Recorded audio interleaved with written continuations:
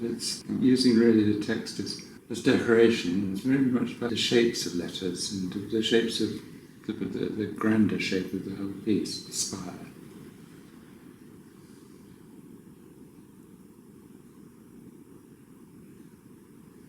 The word has actually been changing in my mind quite a bit.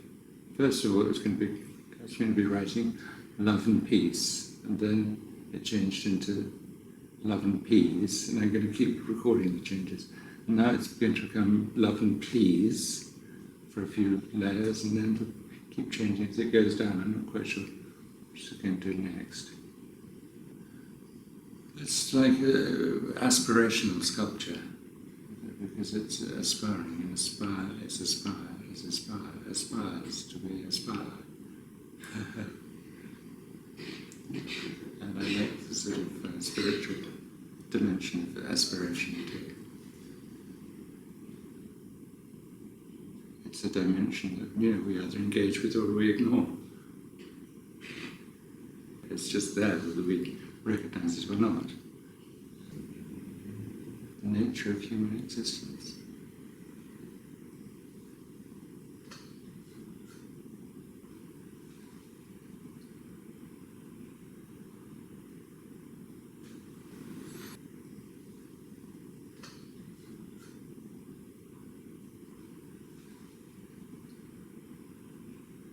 The title is The Narcissi, and I lived in a place called Venice Beach in Los Angeles for 4 or 5 years back in the early 90s, and I was inspired by my view of male vanity. It was quite a shock to me how much money chaps would spend on their haircuts and their clothes and their toiletries and making themselves look pretty. And, I'm being an English bloke who only looks in the mirror to have a shave. So Narcissi is really about male vanity. They're quite intense in a way.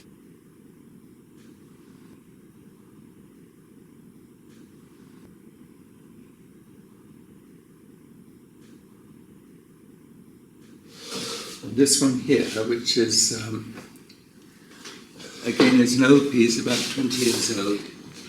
Last year I took it out of its crate, looking at it, and I decided to repaint it, and entirely different paint treatment.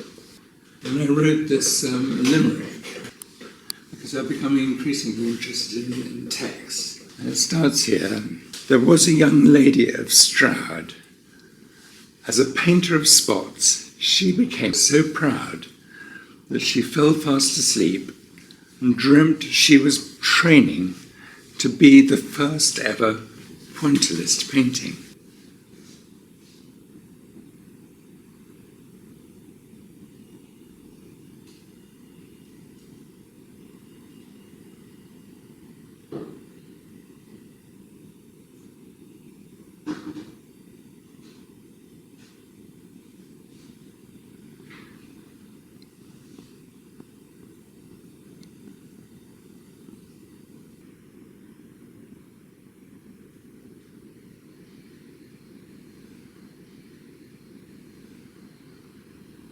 When a head has its eyes closed, it could be asleep, it could be thinking, it could be dreaming, it could be dead.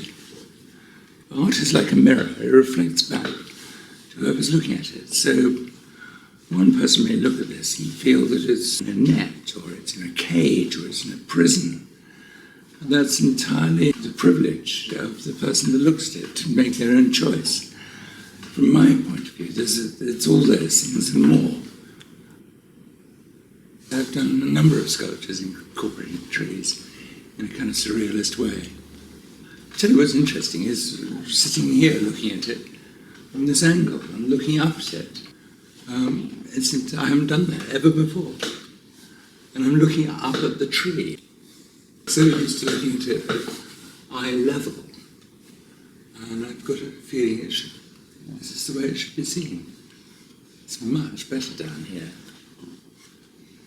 And that is the discovery for the day.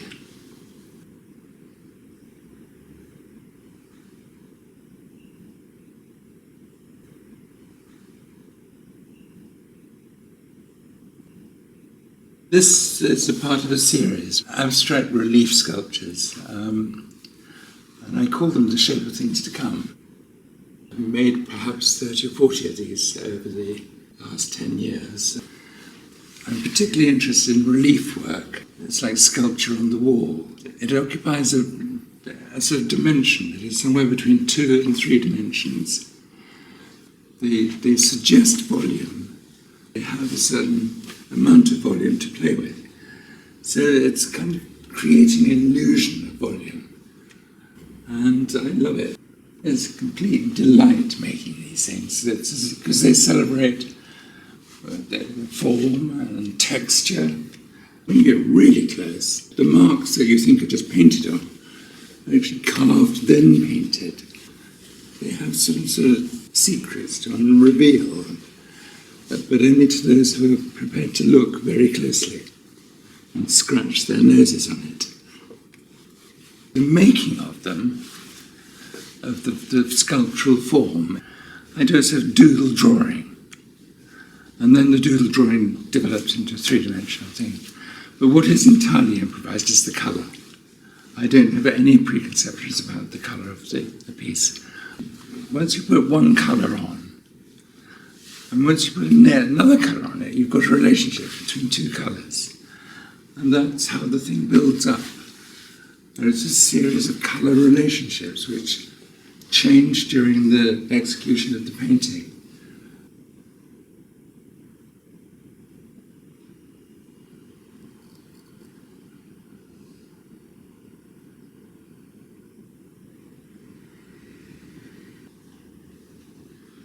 This was the first abstract sculpture in the series. It was the last piece I made when I was living in Italy. The title here says, Italy Farewell.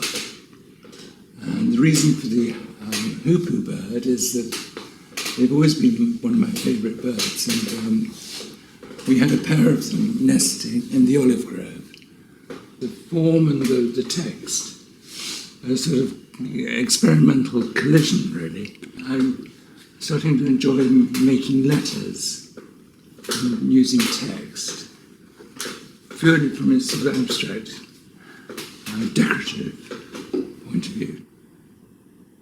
When I first went to art school, we used to spend an afternoon every week doing lettering. I loved it, and what it forced us to do was to really use our eyes and explore the shapes and the abstract shapes of letters.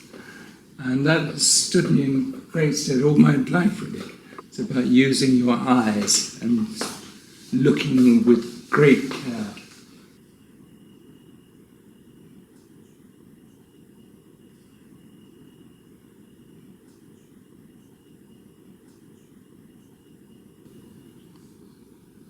This piece is called Mea Culpa, which means my fault.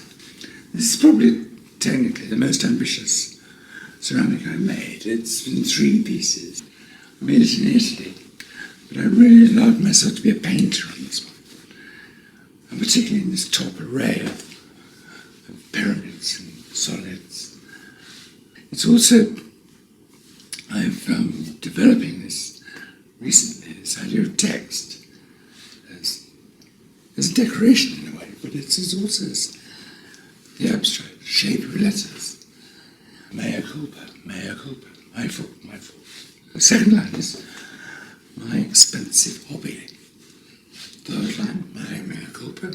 Fourth line, my expensive hobby.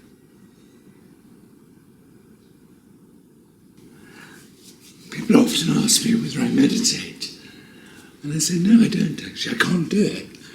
My monkey mind jumps all over the place. But my meditation is when I'm working, and when I'm involved in the colour and deeply sort of in there with it. There's nothing. I think that's meditation, really, because I'm in a sort of mind state which is very, very integrated with what my body's doing. I really recommend everybody to come and look at a piece of art at the same distance as the artist was seeing it and making it from. Because it's only when you get up this close that you can really appreciate what's going on.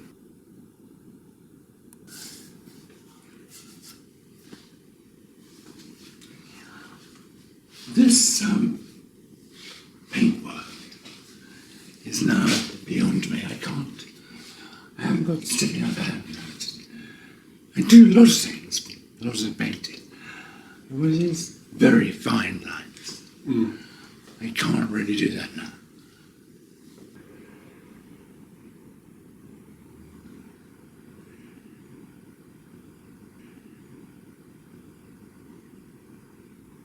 Half a day, twice a year, I think, on average. I don't make anything, I just do titles, and I draw up short lists of titles, and I try them out on all the different pieces. Sometimes I change the titles 2 or 3 years later. They are an important part of the sort of closure of the piece.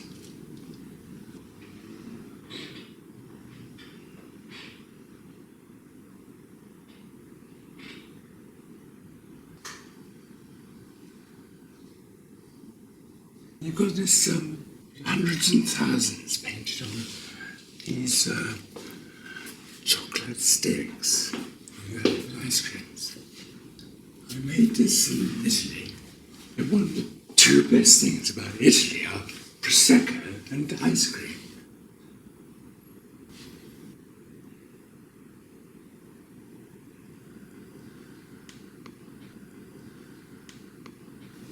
This one's I made some discoveries with colour. There's the background, you can just see it coming through.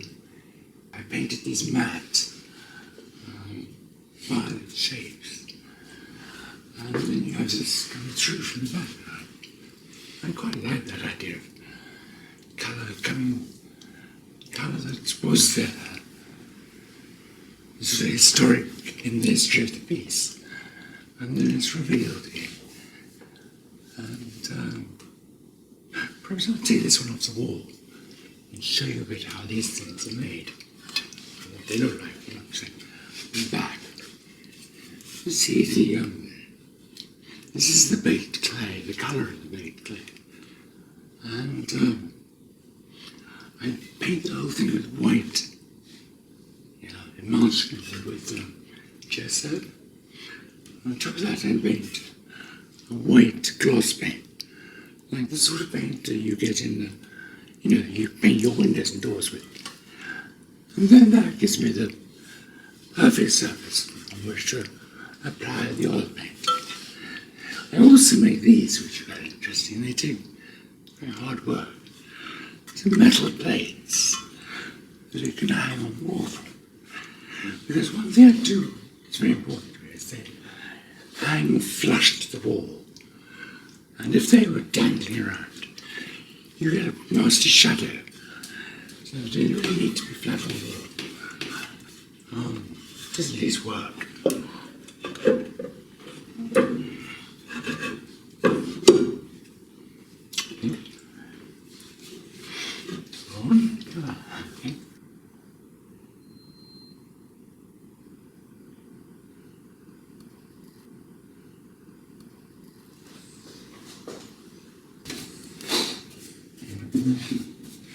Well, this is really quite an early piece too. This was part number 5 in the series, I think, and it's got a title which is from William Blake's poem, Invisible Worm. It had a completely different colour treatment some years ago, and I painted over the whole thing and started again. One of the principles in my colour choices is I have a sense of complementary colours. And it's not something I deliberately set out to do, but I'm aware that in my work very often I'm choosing colours which are complementary to the ones that are already there. And this is a very good example of that. I quite like this purple on the scarlet here. So those ribs were painted scarlet. And I did the purple on top, and it's quite like that. This one and the fellow one over there just returned from the kiln where they've been baked and they're now ready to paint. And this is the biscuit firing. And it's sort of a bit like biscuit.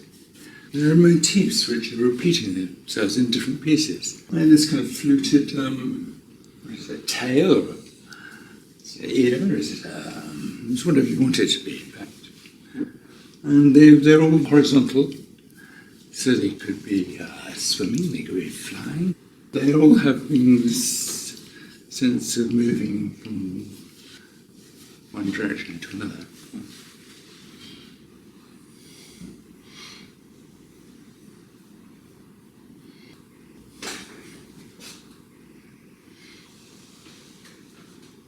This is called All Things Bright and Beautiful. My favourite hymns, All Things Bright and Beautiful. Well, this is the most recent of the big three-dimensional pieces, and I did it last year.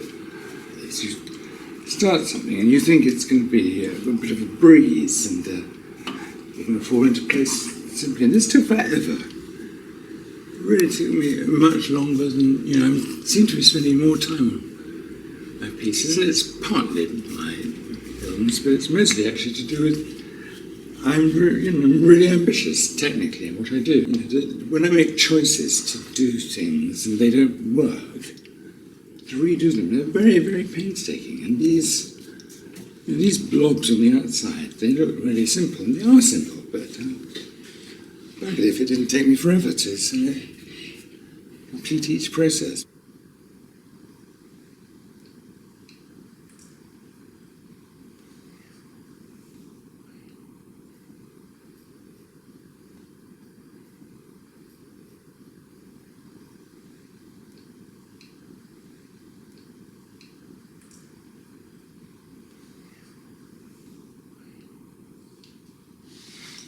This piece is quite recent, although the figure is quite ancient. I made the figure about 20 years ago, and it's cast in resin from the original clay model.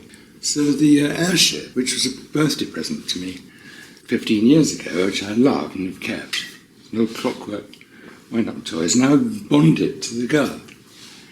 The one thing that unites all my work is the spirit of surrealism. And pretty much everything I make has this surprising conjunction of familiar elements. I would like to think that André Breton would have allowed me to be a member of his illustrious group of fellow artists.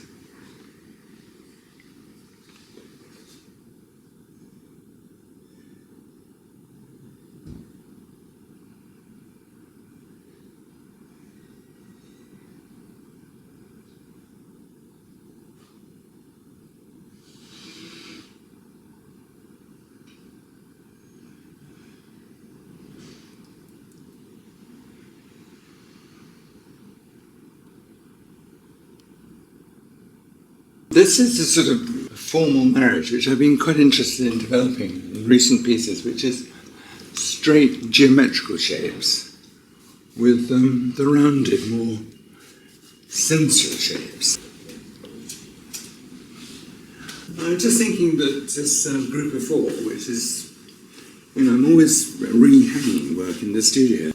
Every time you rehang it, you see it differently because it's relating to the piece next door to it. And this group, have quite a lot of shared resonances.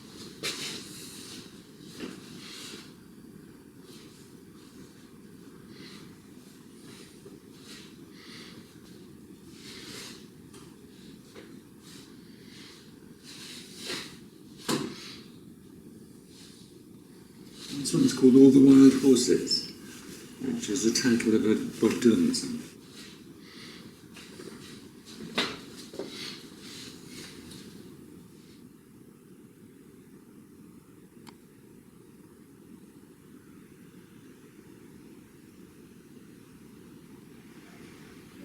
This piece, it's called Madame Joy, and it's referencing a Van Morrison song. And it was a very early piece. It's one of the first I've done. It's actually, it's modelled in clay. It's cast in resin, so it's really super strong and quite heavy. A lot of people comment on paintwork on the pink here, and what it is thin paint, and as it's drying, I use a little stick and I draw into the paint, and the white underneath comes through. It's quite a complex piece. It's got more activity than some of the others.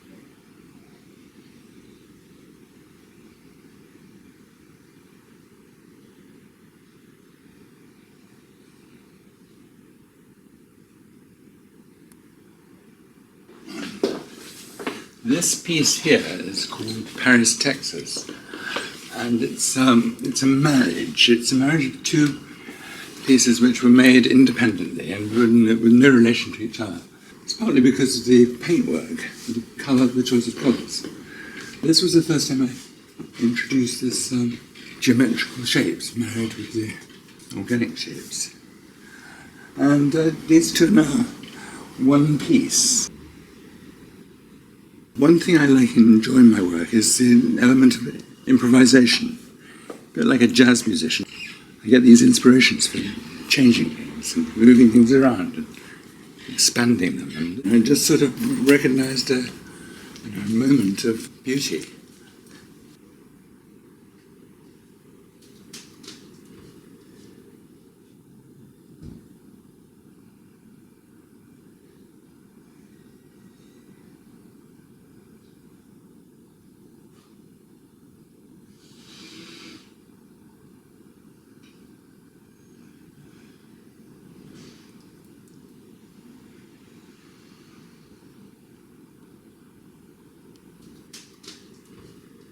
So these three are the three different pieces, and these two smaller ones are the most recent. Again, I've hung them on the wall here next to this one, which is 5 years old, which is called The Man Who Lived Next Door. For me, it's quite a difficult piece. I blow hot and cold on it. But then I hung these two new ones next to it simply because I'm running out of space to hang things. And I started to think that actually these three have a relationship with each other. You see what I mean? There's something in the colour, there's something in the forms that links them. It's not deliberate, it's not conscious, but I sort of spot something going on here.